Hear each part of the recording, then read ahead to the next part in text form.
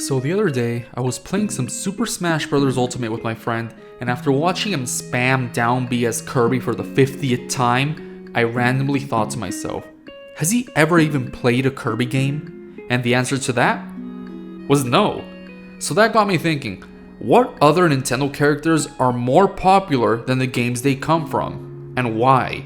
How is it that you can show your normie friend a picture of Samus, hell, even Zero Suit Samus, if you're feeling some kind of way, and they would know her name, but they probably wouldn't know what a damn Metroid was, or even touch the Prime game. So join me as I talk about some Nintendo characters that I believe are more popular than their games. Oh yeah, and by the way, if you want to support another random Nintendo YouTuber, then go ahead and drop a like and subscribe on this video. I'd greatly appreciate that. I might even give you a cookie at the end of it. Who knows? Stay tuned. Up first on the chopping block, we have Yoshi himself.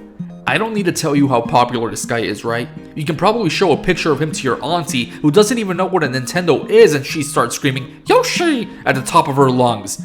Yoshi's also probably the reason the Super Mario Galaxy movie is gonna make like $2 billion in its opening weekend at the box office.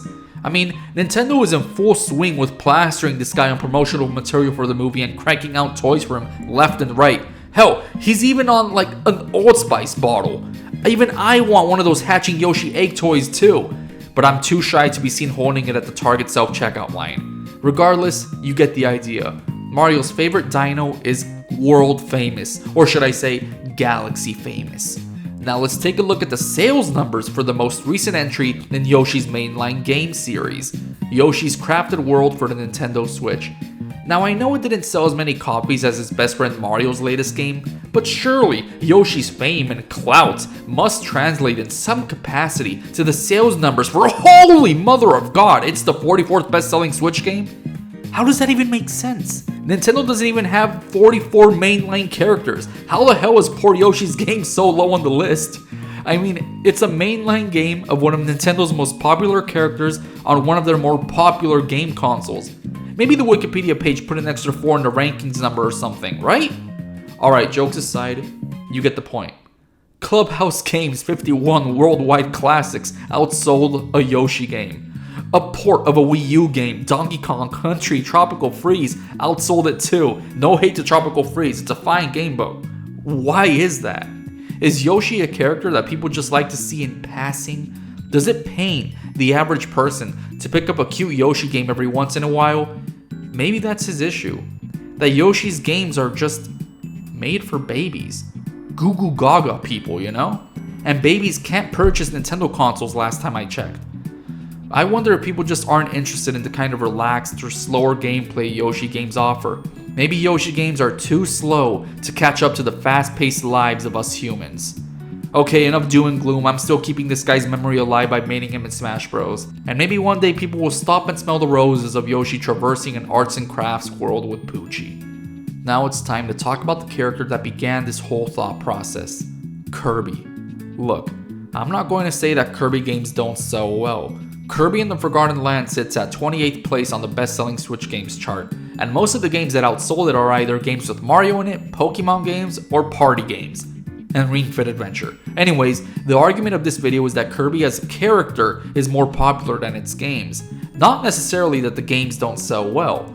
This pink puffball is a merchandising juggernaut. Go ahead, walk into one of those box lunch stores blindfolded and you're guaranteed to bump into some water bottle with Kirby's round self plastered onto it.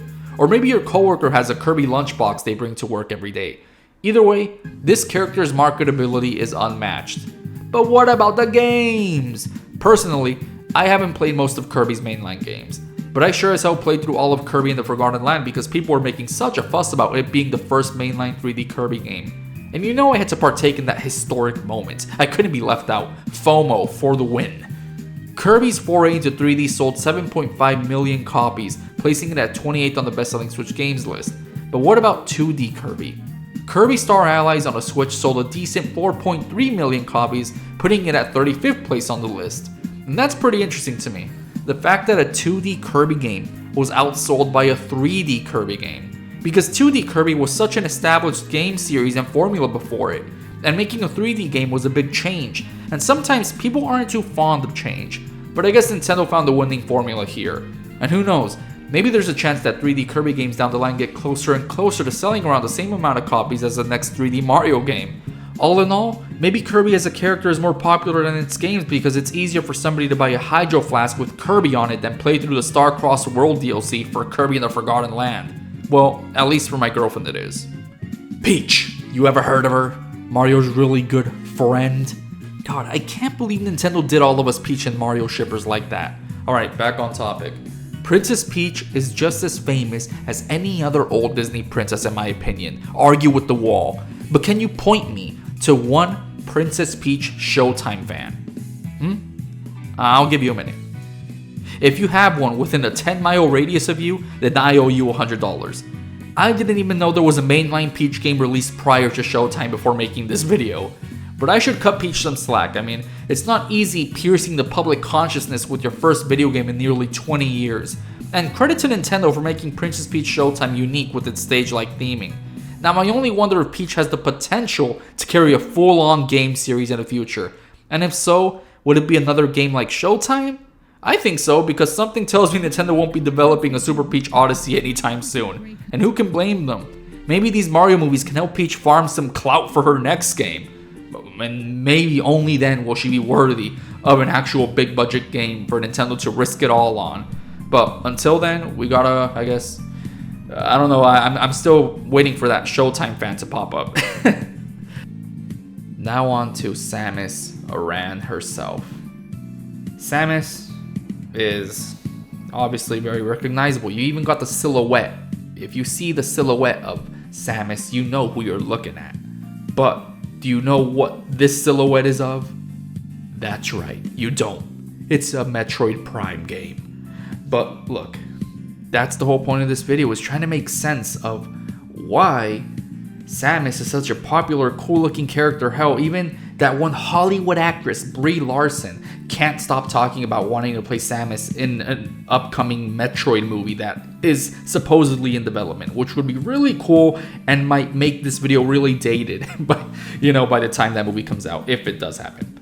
But my point is, the formula is there for Samus and the Metroid series to be successful, right? Like, the atmosphere of these games, people can't shut up about it.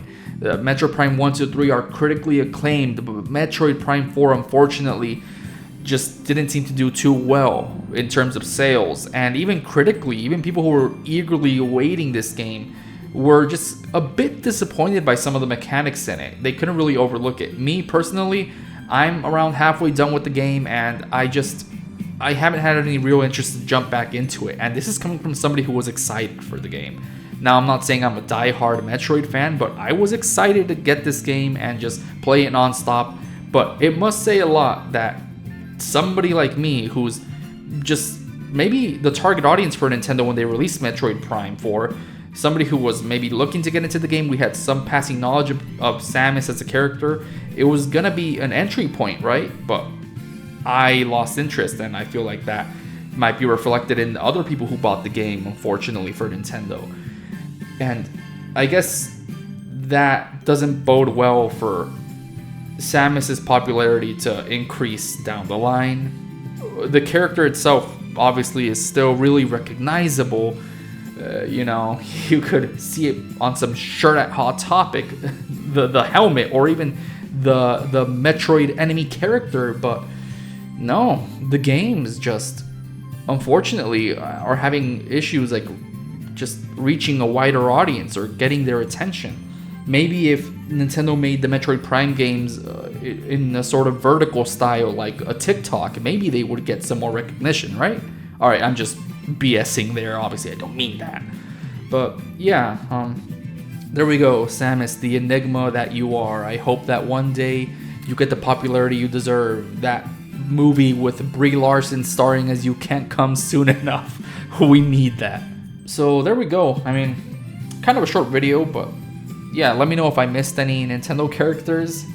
I feel like I got them all, and if you disagree, then go ahead and let me know down in the comments below. We're all open to discussion here. That's the whole point of this channel. I just need somebody to talk to, dang it. And this Blue Yeti microphone just does the trick some days. So yeah, hope you enjoyed the video. If you did, make sure to subscribe, stick around for some more. I'm trying to upload more often. Yeah, see you all on the flip side, and I'm gonna go play some Princess Peach Showtime. Bye.